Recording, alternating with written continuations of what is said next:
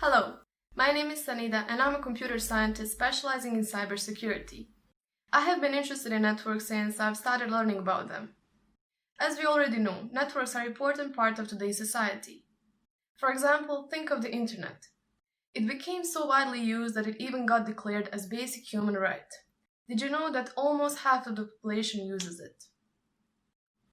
This course will help you improve your computer literacy by expanding your knowledge in the networking area. It is designed for beginners, but it also contains some advanced topics. Primary way of my teaching is mostly visual, through animations and screen recordings, and in addition I understand what are the usual problem areas and I know how to clarify and simplify them. You will learn about the network types, hardware, IP and MAC addresses, security, and lots of other important topics. After completing this course, I guarantee you will be satisfied with your knowledge and hopefully intrigued to learn more about the computer networks.